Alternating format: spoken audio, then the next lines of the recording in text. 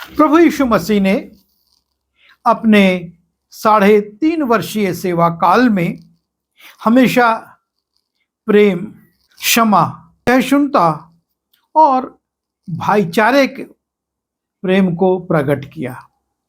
ना सिर्फ उन्होंने अपने जीवन से इन बातों को प्रकट किया, लेकिन वो अपने चेलों को और लोगों को भी ये शिक्षा देते हैं कि हम प्रेम करें, लोगों को क्षमा करें, भाईचारे का प्रेम हमारे अंदर बना रहे और हम एक दूसरे के प्रति सहिष्णु हो।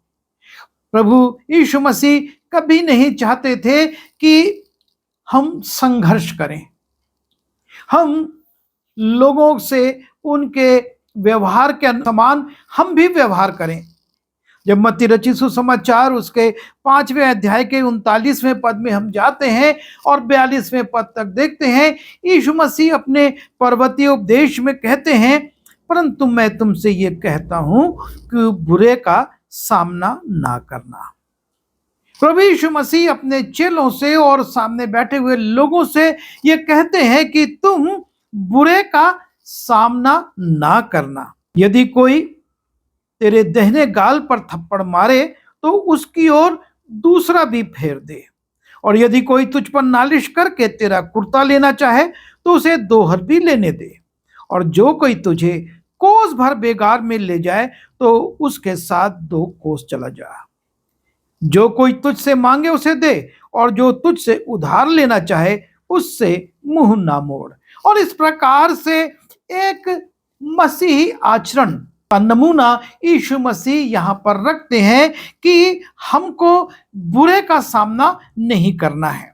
ना सिर्फ यीशु मसीह इस प्रकार की शिक्षा देते हैं, पर जब उनके चेले सेवा में जाते हैं, प्रभु यीशु मसीह को समझाते हैं और कहते हैं, मत्ती रचित सुसमाचार उसके 10वें अध्याय के 7वें पद से, और चलते चलते प्रचार करो कि स्वर्ग का राज्य निकट आ गया है। बीमारों को चंगा करो, मरे हुओं को जिलाओ, कोढ़ियों को शुद्ध करो और दुष्ट आत्माओं को निकालो। तुमने सेहतमेद पाया है, सेहतमेद दो। और यीशु मसीह सेवकाई में अपने आगे चेलों को भेज रहे हैं और कहते हैं कि इस प्रकार के कार्य करो। पर जब तुम जाते हो तो अपने पटकों में ना तो सोना और ना रूपा और ना तांबा रखना, मार्ग के लिए ना झोली रखो और ना 2 कुर्ते, ना जूते और ना लाठी। मार्ग के लिए क्या लेना है? उनको संपत्ति, पैसा या कपड़े नहीं रखना है और ना लाठी रखना है। और इस प्रकार से एक फक्कड़ जीवन जिसको कह सकते हैं, जो बिना किसी चीज को लिए चला जाता है, यीशु मसीह अपने चेलों को उसी प्रकार से भेजना चाहते हैं कि वो संसारिक चीजों की, संसारिक सामानों की चिंता ना करें। लूका उसके 10वें अध्याय के जब हम 3 पद में जाते हैं, वहां पर भी यीशु मसीह अपने चेलों से कहते हैं, जाओ देखो मैं तुम्हें भेड़ों की नाई भेड़ियों के बीच में भेजता हूं। यीशु मसीह प्रकट कर रहे हैं कि तुम सताने वालों के बीच में जाओगे, निंदा करने वालों के बीच में जाओगे, झूठे आरोप लगाने वालों के बीच में जाओगे, जो तुमको स्वीकार नहीं करेंगे और तुम पर आक्रमण करेंगे, ऐसे लोगों के बीच में जाओगे। जाओ देखो मैं तुम्हें भेड़ों की नाई भेड़ियों के बीच में भेजता हूं। लेकिन क्या लेकर जाना है तुमको? इसलिए ना बटुआ, ना झोली, ना जूते लो, ना मार्ग के लिए किसी प्रकार की कोई और वस्तु रखो। यीशु मसीह फिर से उनको कहते हैं कि तुम जरूर से ऐसे लोगों में जाओगे और जा रहे हो जो कि तुमको हानि पहुंचा सकते हैं, जो कि तुमको नुकसान पहुंचा सकते हैं, लेकिन तुमको किसी चीज की, संसारिक वस्तु की तैयारी करके नहीं जाना है। तुमको ऐसे ही उनके बीच में चले जाना है। और तब हम देखते हैं यीशु मसीह क्रूसारोहण के पूर्व संध्या पर जब वो चेलों के साथ अंतिम भोज कर चुकते हैं और तब वो अपने चेलों से एक सवाल करते हैं। वो कहते हैं, और उसने उनसे कहा कि जब मैंने तुम्हें बटुए और झोली और जूते बिना भेजा था तो क्या तुमको किसी वस्तु की घटी हुई थी? यीशु मसीह पूछते हैं, सेवकाई में जब तुमको ये सारी चीजें लिए बिना जाना पड़ा था, तुमको किस बात की घटी हुई? यीशु मसीह अब उनसे 36वें पद में कहते हैं कि कुछ तैयारी तुमको करना है। उसने उनसे कहा, परंतु अब जिसके पास बटुआ हो वह उसे ले, वैसे ही झोली भी, और जिसके पास तलवार ना हो वो अपने कपड़े बेचकर एक तलवार मोल ले। जिसके पास तलवार ना हो। और तब प्रश्न उठता है कि यीशु मसीह अब चेलों से कौन सी तैयारी की बात कर रहे हैं, क्योंकि जब तक यीशु मसीह उनके साथ थे उनका प्रोटेक्शन, उनकी सुरक्षा यीशु मसीह करते थे। चेलों को किसी को कुछ जवाब देने की आवश्यकता नहीं पड़ती थी। सारी बातें यीशु मसीह अपने ऊपर ले लेते थे और स्वयं जवाब देते थे। पर अब यीशु मसीह उनसे अलग होने वाले हैं और तब वो कहते हैं, झोली लो, जिसके पास तलवार ना हो वो अपना कपड़ा बेचकर एक तलवार ले। और तब चेले कहते हैं, उन्होंने कहा, हे प्रभु देख, यहां 2 तलवारें हैं। उसने उनसे कहा, बहुत है। चेले बताते हैं कि उनके पास 2 तलवारें हैं और यीशु मसीह कहते हैं, बहुत है। ये 2 तलवारें ही बहुत हैं। यीशु मसीह जो कि हमेशा शांति और प्रेम से लोगों के साथ व्यवहार करने की शिक्षा दे रहे थे, यहां पर तलवार की बात कर रहे हैं। और शिमोन पतरस जो यीशु मसीह की बातों से बहुत जल्दी प्रभावित होकर कार्य करता था, हम पढ़ते हैं कि गतसमनी के बाग में वो तलवार लेकर चला जाता है। वो खाली हाथ नहीं जाता है, वो तलवार ले जाता है। और जब यीशु मसीह को पकड़ने के लिए लोग आते हैं, लिखा है, शिमोन पतरस ने तलवार जो उसके पास थी खींची और महायाजक के दास पर चलाकर उसका दाहिना कान उड़ा दिया। ना सिर्फ पतरस तलवार ले जाता है, लेकिन उसका उपयोग भी वो करता है और वो तलवार को निकालकर के कान को काट देता है। और तब हम देखते हैं मत्ती रचित सुसमाचार उसके 26वें अध्याय के 51वें पद में, यीशु मसीह, तब यीशु ने उससे कहा, अपनी तलवार काठी में रख ले। यीशु मसीह तलवार चलाने से तुरंत रोक देते हैं। वो कहते हैं कि अपनी तलवार काठी में रख ले, क्योंकि जो तलवार चलाते हैं वे सब तलवार से नाश किए जाएंगे। यीशु मसीह ये नहीं चाहते हैं कि उसके चेले तलवार चलाएं। यीशु मसीह ने पूछा था और चेलों ने कहा था कि 2 तलवारें हैं, लेकिन जब वो ये तलवार चलाते हैं, यीशु मसीह रोक देते हैं। और ना सिर्फ रोकते हैं पर कहते हैं, जो तलवार चलाता है वो तलवार से ही नाश हो जाएगा। और तब यीशु मसीह अपनी सुरक्षा के विषय में चेलों से कहते हैं, मुझको इस सांसारिक सुरक्षा की आवश्यकता नहीं है। मेरे पास जो सुरक्षा है वो इतनी ज्यादा है कि उसका सामना कोई नहीं कर सकता। जब हम 53वां पद देखते हैं, लिखा है, क्या तू नहीं समझता कि मैं अपने पिता से विनती कर सकता हूं और वो स्वर्गदूतों की 12 पलटन से अधिक मेरे पास अभी उपस्थित कर देगा। स्वर्गदूतों की 12 पलटन यीशु मसीह को तुरंत मिल सकती थी। वो पिता से मांगता तो मिल जाती, पर यीशु मसीह ना इस संसारिक सुरक्षा का उपयोग करता है और ना इस आत्मिक सुरक्षा का। वो स्वर्गदूतों को नहीं बुलाता। स्वर्गदूतों की शक्ति को हम देखते हैं पुराने नियम में किस रीति से एक स्वर्गदूत ने हिजकिय्याह को घेरने और पकड़ने आए 1,85,000 लोगों को मार दिया था एक स्वर्गदूत ने। तो 12 पलटन स्वर्गदूतों की कितनी ताकत होगी हम कल्पना नहीं कर सकते। पर यीशु मसीह वहां पर कहते हैं मुझको ऐसी सुरक्षा प्राप्त है, पर मुझको ना तो आत्मिक सुरक्षा चाहिए और तू अपनी तलवार को अपनी काठी में रख ले, उसका उपयोग मत कर, क्योंकि जो तलवार चलाते हैं वो तलवार से नाश होंगे। और तब स्पष्ट होता है कि यीशु मसीह चेलों से इस भौतिक तलवार की बात नहीं कर रहे थे। वो ये चाहते थे कि अब जब मैं जा रहा हूं ये चेले तलवारें लें, लेकिन तलवार जो कि आत्मिक है।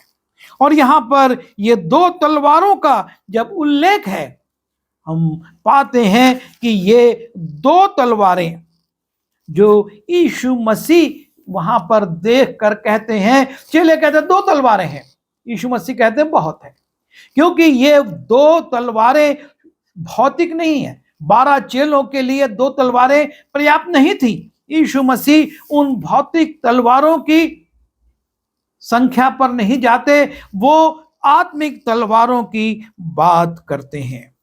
और यीशु मसीह स्वयं इन तलवारों का, इन आत्मिक तलवारों का उपयोग करते थे। और पहली तलवार है प्रार्थना उपवास की तलवार। जब हम लूका रचित सुसमाचार उसके 4थे अध्याय में जाते हैं और उसके पहले पद को देखते हैं, वहां पर हम पाते हैं कि यीशु मसीह बपतिस्मे के बाद बयाबान स्थान में चले जाते हैं। यीशु पवित्र आत्मा से भरा हुआ यरदन से लौटा और 40 दिन तक आत्मा के सिखाने से जंगल में फिरता रहा और शैतान उसकी परीक्षा करता रहा।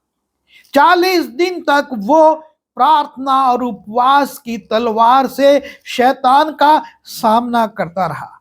शैतान इन दिनों में शांत नहीं था। लिखा है शैतान उसकी परीक्षा करता रहा। एक लगातार होने वाली क्रिया है।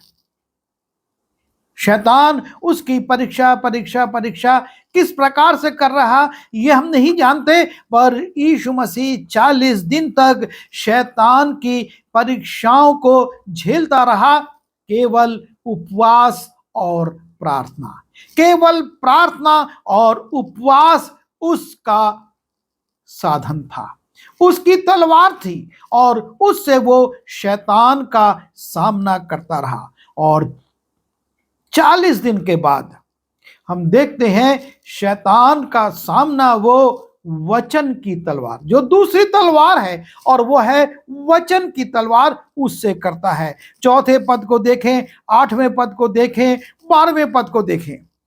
यीशु ने उसको उत्तर दिया कि लिखा है कि मनुष्य केवल रोटी से जीवित ना रहेगा।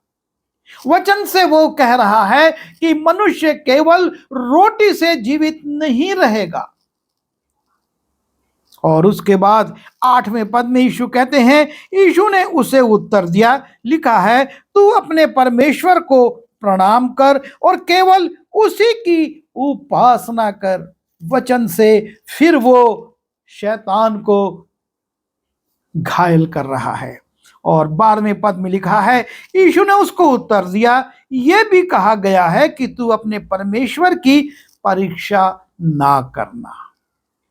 और इस प्रकार से वचन की तलवार से वो शैतान का सामना करता है। और तब लिखा है 13वें पद में, जब शैतान सब परीक्षा कर चुका तब कुछ समय के लिए उसके पास से चला गया। प्रभु यीशु मसीह इन तलवारों के द्वारा, इन दो तलवारों के द्वारा, चेले कहते हैं उपरौठी कोठरी में कि दो तलवारें हैं, लेकिन यीशु मसीह उन तलवारों को प्रतीकात्मक रूप से चेलों के लिए कहते हैं बहुत है। यदि तुम उपवास प्रार्थना में रहोगे, यदि तुम वचन से सामना करोगे, तो हमेशा विजयी होगे। और हम देखते हैं यीशु मसीह अपने चेलों को बार बार कहते हैं, यीशु मसीह कहते हैं उठो प्रार्थना करो कि परीक्षा में ना पड़ो। यदि तुम परीक्षा में पढ़ना नहीं चाहते हो, उससे बचना चाहते हो, उससे छुटकारा चाहते हो, तो उठो प्रार्थना करो। और यीशु मसीह गतसमनी में बार बार चेलों से यही कहते हैं, प्रार्थना करना है, प्रार्थना करो। शरीर तुम्हारा दुर्बल है लेकिन आत्मा तैयार है, और इस शरीर के लिए, इसकी सबलता के लिए प्रार्थना करो। और जब चेले प्रार्थना में सशक्त होते हैं, हम देखते हैं किस रीति से वो बड़े बड़े कामों को करते हैं। वो चेले जो डर रहे थे, जो भयभीत थे, अब निडर होकर प्रचार कर रहे हैं, और ये परिणाम है कि जब वो प्रार्थना में लौलीन रहे, प्रार्थना की सामर्थ्य से वो भर गए। और उसी रीति से यीशु मसीह चेलों के उपवास के विषय में भी कहते हैं। जब हम मत्ती रचित सुसमाचार उसके 9वें अध्याय के 15वें पद में जाते हैं, और वहां पर यूहन्ना के चेले आकर यीशु मसीह से पूछते हैं कि ये फरीसी और हम इतने उपवास करते हैं, तेरे चेले उपवास नहीं करते। और तब यीशु मसीह कहते हैं, यीशु ने उनसे कहा, क्या बाराती जब तक दूल्हा उनके साथ है शोक कर सकते हैं? पर वे दिन आएंगे कि दूल्हा उनसे अलग किया जाएगा, उस समय वे उपवास करेंगे। जब दूल्हा अर्थात यीशु मसीह उनसे अलग हो जाएगा, यीशु मसीह कहते हैं ये उपवास करेंगे, इनको उपवास करना है, इनको उपवास की तलवार लेना है। प्रार्थना और उपवास की सामर्थ्य से ही ये सरवाइव कर पाएंगे, ये आगे बढ़ पाएंगे, ये उन्नति कर पाएंगे, ये शैतान का सामना कर पाएंगे। इनके पास प्रार्थना उपवास की तलवार होना बहुत जरूरी है। और उसके बाद हम इफिसी उसके 6वें अध्याय के 17वें पद में जब जाते हैं, और वहां पर पौलुस इफिसी की कलीसिया को लिखता है, और उद्धार का टोप और आत्मा की तलवार जो परमेश्वर का वचन है ले लो। तुमको यदि जो अंधकार की शक्तियां आकाश में निवास करती हैं, और तुम्हारा युद्ध जब इनसे है, तुमको इनका सामना करने के लिए कहता है कि आत्मा की तलवार जो परमेश्वर का वचन है ले लो। ये भौतिक तलवारें तुमको उस अंधकार की शक्तियों से नहीं बचा सकती हैं। तुम इन तलवारों को लेकर जो भौतिक रूप से हैं, तुम इन दुष्ट आत्माओं का सामना नहीं कर सकते हो। तुमको आत्मा की तलवार जो परमेश्वर का वचन है, ये दूसरी तलवार परमेश्वर का वचन है जिसको हमको धारण करना है।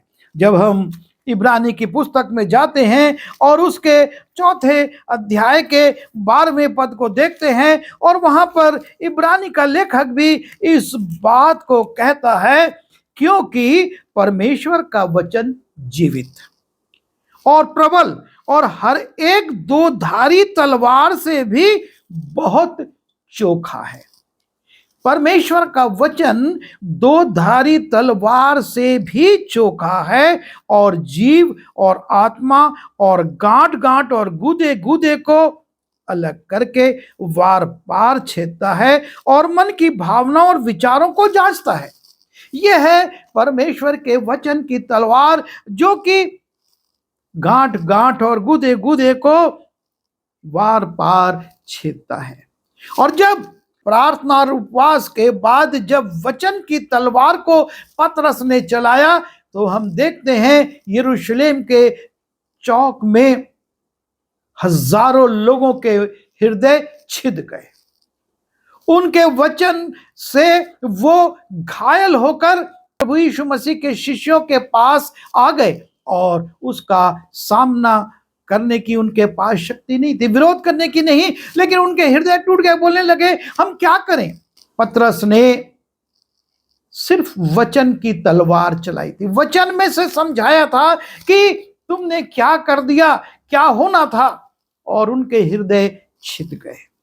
यह है वचन की तलवार की सामर्थ्य, जो दो धारी तलवार से, संसारिक तलवार इतने लोगों को घायल नहीं कर पाती, लेकिन वचन की तलवार ने इतने लोगों को घायल किया कि उन्होंने बपतिस्मा लिया और 3000 लोग उसी दिन मंडली में मिल गए।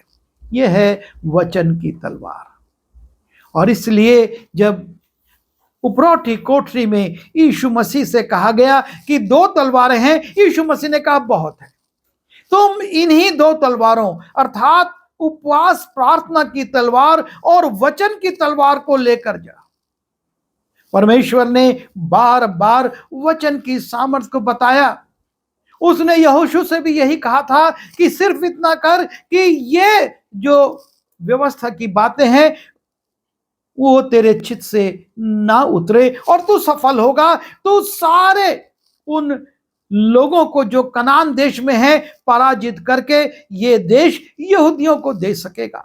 और हम भी शैतान को और दुष्टता की शक्तियों को, संसार की शक्तियों को केवल 2 तलवारों से पराजित कर सकते हैं, प्रार्थना और उपवास की तलवार हमको अपने पास रखनी है, और दूसरी वचन की तलवार।